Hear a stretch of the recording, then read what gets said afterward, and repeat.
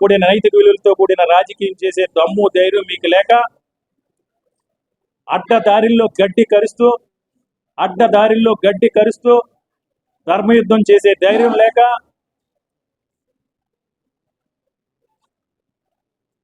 ఈరోజు నిజాయితీగా నిస్వార్థంగా రాజకీయాలు చేస్తున్న వ్యక్తులపై దాడులు చేయించే ప్రయత్నం చేస్తారా? ప్రజలు వివేకవంతులు. ప్రజలు ఇప్పుడు మనల్ని మోసం చేయరు. రాజకీయ నాయకులు ప్రజల్ని మోసం చేస్తారు తప్ప ప్రజలు ఇప్పుడు కూడా రాజకీయ పార్టీలు కానీ రాజకీయ నాయకులు కానీ ప్రజలు ఇప్పుడు కూడా మోసం చేయరు. రాజకీయాల్లో ఉందాతనం కూడా రాజకీయాలు చేయాల్సి ఉంది. ఇప్పటి వరకు కూడా వ్యక్తిత్వ హననానికి మీరు పాల్పడ్డారు. అయినా ఏ రోజు కూడా దాన్ని మేము పట్టించుకోలేదు. ఏ రోజైనా కేకే రాజానుడు ఎక్కడైనా పోరాటం చేస్తే ఉత్తరాంధ్ర పరిపాలనా రాజధాని కోసం ఈ ప్రాంతంలో ఉన్న నిరుద్యోగ యువకుల ఆవేదన ఆక్రందనకి ప్రతినిధిగా వాళ్ళ పిలుపు మేరకు నేను ఏ రోజైనా పోరాటం చేశాను తప్ప నా రాజకీయ ప్రయోజనాల కోసం కాదు, నా వ్యాపార ప్రయోజనాల కోసం కాదు. దశాబ్దాలుగా ఉత్తరాంధ్ర ప్రాంతం వెనుకబడి ఉంది. ఇక్కడ యువకులందరూ కూడా ఈ ప్రాంతం అభివృద్ధి చెందాలి, ఈ ప్రాంతంలో పెట్టుబడులు రావాలి, ఈ ప్రాంతంలో సంపద సృష్టించాలి, మా వలస బతుకులు ఆగాలి, మా ప్రాంతంలోనే మేము జీవించాలని కోరుకుంటా ఉన్నారు. దానికి ఈరోజు జగన్మోహన్ రెడ్డి గారి రూపంలో జగన్మోహన్ రెడ్డి గారి ద్వారా పరిపాలన దానికి వస్తే పెట్టుబడులు వస్తాయి, సంపద సృష్టిస్తుంది, ఉపాధి ఉద్యోగ అవకాశాల కోసం పక్క రాష్ట్రాలకు పక్క దేశాలకు వెళ్లాల్సిన అవసరం లేకుండా ఈ ప్రాంతంలోనే మేము ఉద్యోగాలు చేసుకుంటాం. ఈరోజు జగన్మోహన్ రెడ్డి గారి పరిపాలన దాన్ని ప్రతిపాదించారు. దాన్ని చంద్రబాబు నాయుడు గారు వ్యతిరేకిస్తున్నారు. చంద్రబాబు నాయుడు గారు ఎయిర్పోర్ట్కి వస్తున్నారు, మనందరం కూడా కలిసి ఆయన ప్రశ్నిద్దాం, మనకు ఒక అవకాశం కల్పించమని అడుగుదాం అని మేము ఆ రోజు ఎయిర్పోర్ట్లోకి వెళ్ళి శాంతియుతంగా నిరసన చేస్తే మమ్మల్ని బుల్డోజ్ చేసినట్టు చేశారు. మీరు ప్రతిపక్షంలో ఉన్నా సరే మమ్మల్ని ఆ రోజు ఆంధ్ర యూనివర్సిటీ స్టూడెంట్స్ని, ఈ ప్రాంతంలో ఉన్న నిరుద్యోగ యువకుల్ని, ముఖ్యంగా యువతుల మహిళలను కూడా చూడకుండా ఈరోజు మీరు పోలీసులు బెదిరించి బుల్డోజ్ చేసినట్టు చేస్తే మేము శాంతియుతంగా బైఠాయించాం.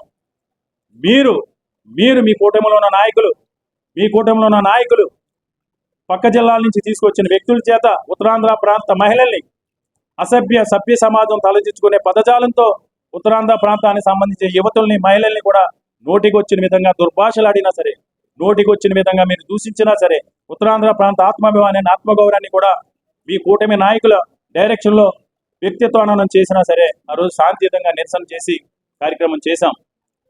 నిరసన చేసినప్పుడు ఉద్రేక పరిస్థితులు ఉంటాయి. ఒక అధ్యయనం ద్వారా ఈ నియోజకవర్గంలో ఎంత పవర్ కన్జ్యూమ్ చేస్తున్నాం, ఎంత కెపాసిటీ ఆఫ్ ఎలక్ట్రికల్ లైన్స్ ఉన్నాయి, ఎంత కెపాసిటీ ఆఫ్ ట్రాన్స్ఫార్మర్స్ ఉన్నాయి, ఎంత కెపాసిటీ ఆఫ్ సబ్ స్టేషన్స్ ఉన్నాయి అధ్యయనం చేసి 123.5 కోట్ల రూపాయలతో మొత్తం పవర్ సిస్టమ్ని అప్గ్రేడ్ చేసి క్వాలిటీ ఆఫ్ పవర్ ఇస్తున్నాం.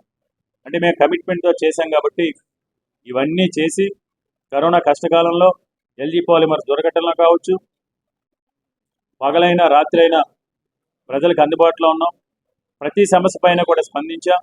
ప్రతి సమస్యకి కూడా మూలాలు వెతికి రాజకీయంగా కాకుండా సేవా దృక్పథంతో ప్రతి సమస్యకి శాశ్వత పరిష్కారం చూపించాం.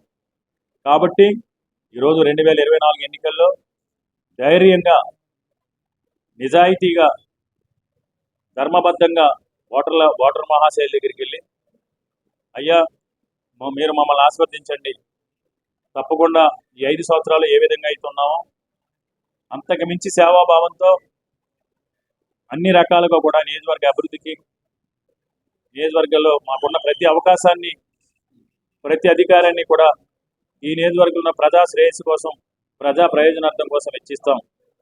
అంతేకాకుండా ఈరోజు తప్పకుండా జగన్మోహన్ రెడ్డి గారు ఈరోజు పరిపాలనా రాజధానిని ప్రతిపాదించారు. రేపు ఆయన ముఖ్యమంత్రిగా కూడా విశాఖపట్నం నుంచే ప్రమాణ స్వీకారం చేస్తూ ఉన్నారు. ఇలాంటి తరుణంలో ఉత్తరాంధ్ర ప్రాంత అభివృద్ధిని కాంక్షిస్తూ, ఉత్తరాంధ్ర ప్రాంత అభివృద్ధిని స్వాగతిస్తూ, విశాఖపట్నం పరిపాలనా రాజధానిని స్వాగతిస్తూ, విశాఖపట్నం పరిపాలనా రాజధాని అభివృద్ధి చేయడం ద్వారా ఒక ఆంధ్రప్రదేశ్ రాష్ట్రానికే కాదు, యావత్ ఉత్తరాంధ్ర ప్రాంతానికే కాదు, యావత్ ఆంధ్రప్రదేశ్ రాష్ట్రానికి కూడా ఆర్థికంగా పరిపుష్టత తీసుకురాగల శక్తి సామర్థ్యాలు విశాఖపట్నానికి ఉన్నాయి.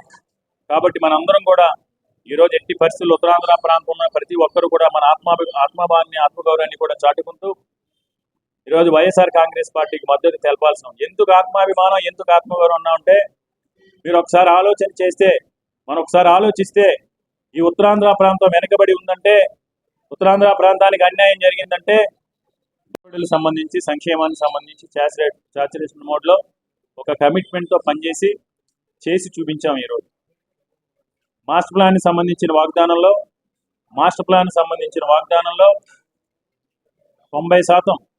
90% పైగా మాస్టర్ ప్లాన్ ఇంప్లిమెంటేషన్ చేశాం. 2004 దీర్ఘకాలికంగా ఉన్న మంచినీటి సమస్య మీరు ఎమ్మెల్యేగా ఉన్న కాలంలో మీ కూటమి ప్రభుత్వం అధికారం ఉన్న కాలంలో ఏ మూల చూసినా సరే ఏప్రిల్ నెల వచ్చిందంటే ప్రతి వీధికి కూడా వందలాది వాటర్ ట్యాంక్తో నీటి సప్లై చేయాల్సిన అవసరం.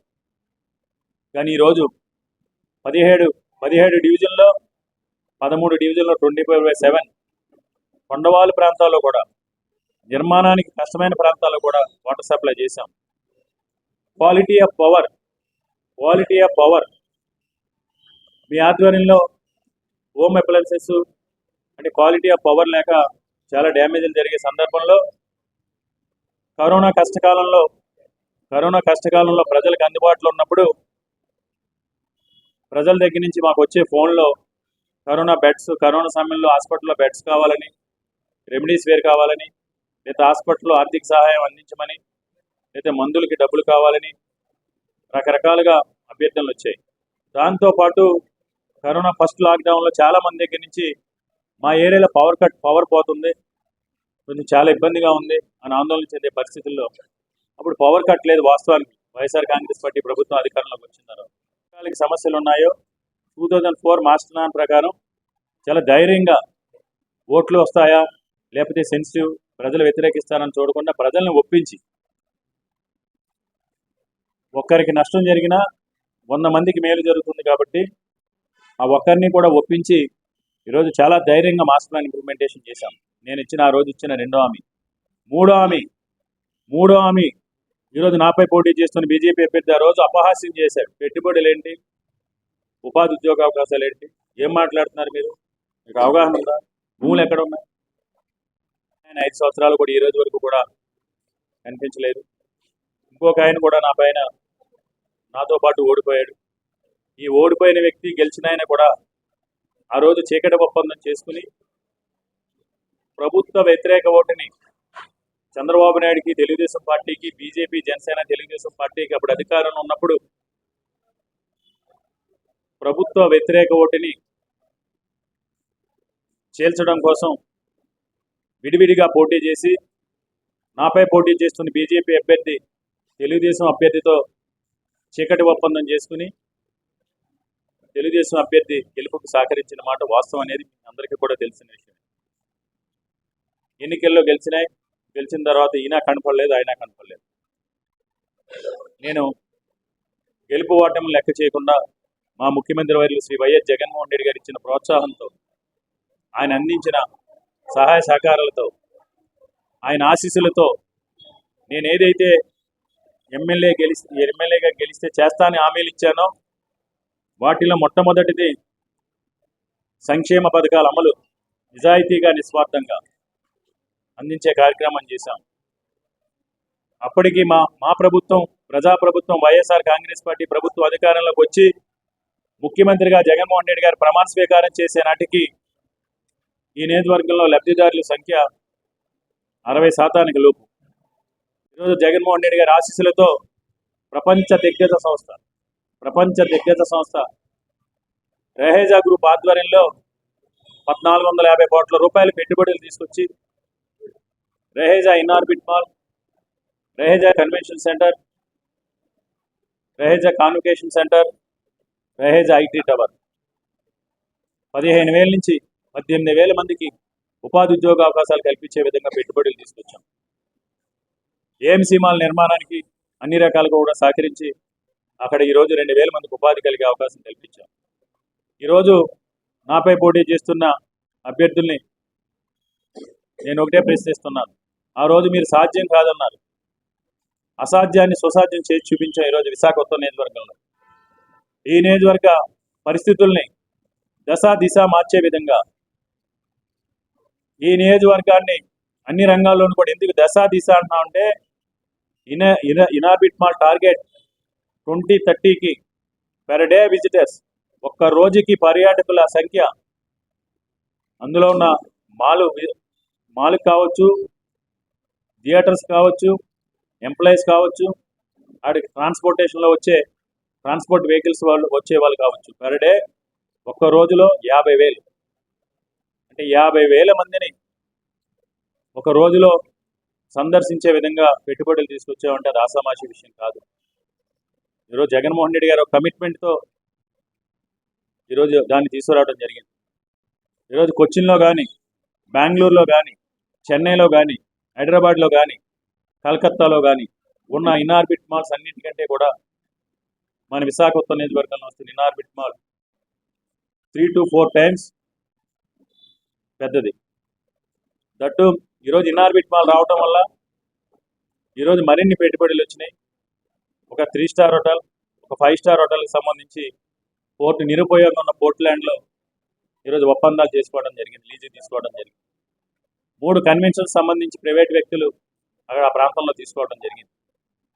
దాని ద్వారా కూడా ఈరోజు ప్రత్యక్షంగా పరోక్షంగా అన్ని వర్గాల వారికి టీ షాపు, కూరగాయల షాపు, పండ్ల షాపు, టిఫిన్ షాపుల దగ్గర నుంచి, పాన్ షాపుల దగ్గర నుంచి, ఆటో వాళ్ళ, ట్యాక్సీ వాళ్ళ అందరికీ కూడా ఉపాధి ఉద్యోగ అవకాశాలు కల్పించాం.